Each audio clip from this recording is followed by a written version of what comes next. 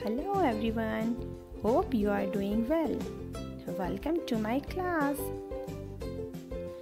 Are you frustrated with chemistry? Are you hoping for a better solution?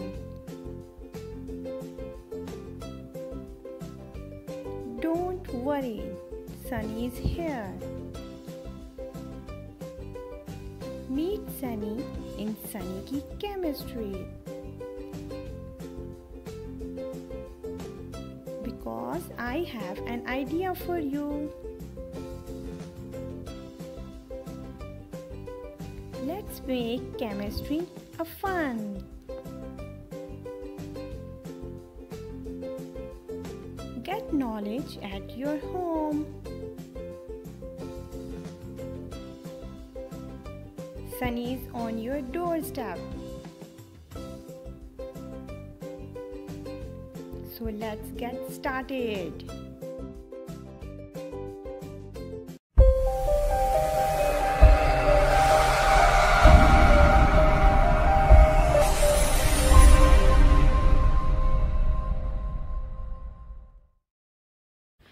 बिस्मिल्लाहिर्रहमानिर्रहीम। रब्बिश्रह ली सदरी व यस्सिर ली अमरी वहलुल उक़दतम मिन लिसानी यफ़क़हू क़ौली।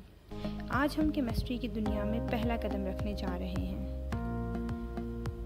केमिस्ट्री क्या है, ये जानने से पहले ज़रूरी है कि हम उस लेवल से शुरू करें जो इसकी इब्तिदा को डील करता है, यानी कि एलिमेंट।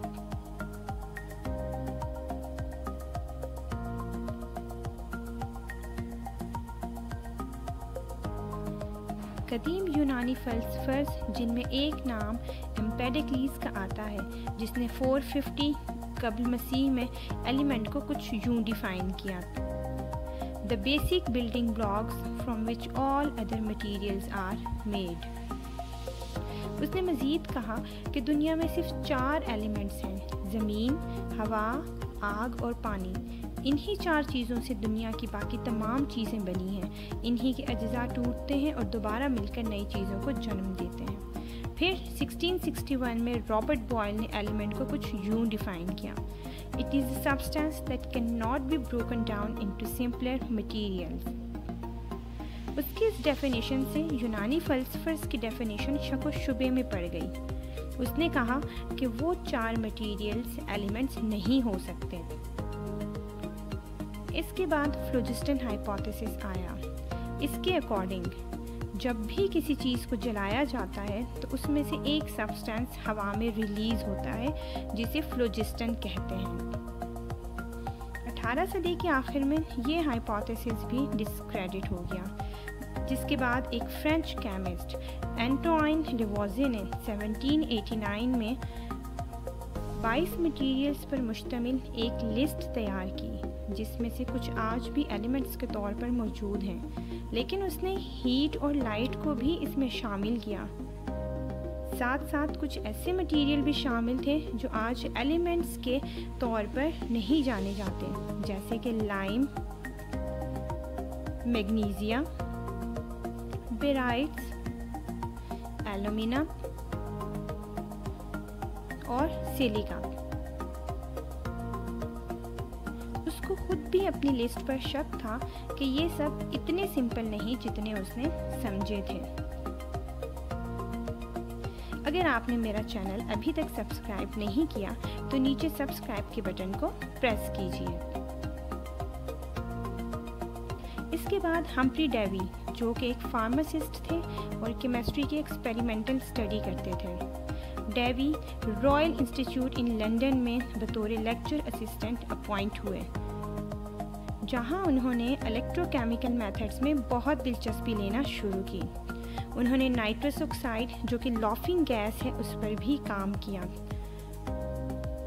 उन्होंने इस मेथड को मुख्तलिफ सब्सटेंसेस के लिए इस्तेमाल किया और सोडियम, बेरियम, स्ट्रोंशियम, कैल्शियम और मैग्नीशियम को आइसोलेट किया।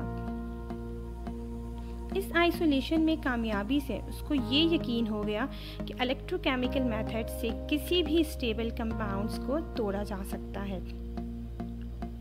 इसके बाद कुछ और टेक्निक्स आई जैसे कि फ्लेम टेस्ट्स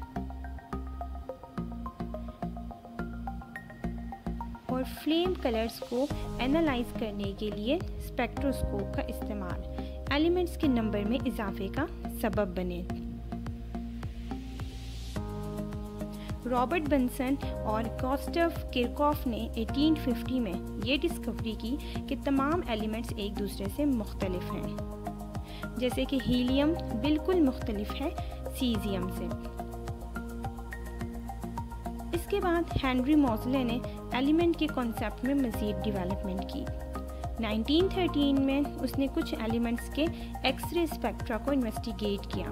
उसने ये देखा कि हर एक के एटॉमिक न्यूक्लियस में एक पॉजिटिव चार्ज मौजूद है, जिसको उसने एटॉमिक नंबर का नाम दिया। एटॉमिक नंबर की डिस्कवरी ने एलिमेंट की एक जदीद डेफिनेशन को जन्म दिया, A substance all of whose atoms have the same atomic number। आज की क्लास में हमने एलिमेंट्स के बारे में जाना। अगली क्लास में नए कॉन्सेप्ट के साथ हम दोबारा हाजिर होंगे। तब तक अल्लाह हाफिज़।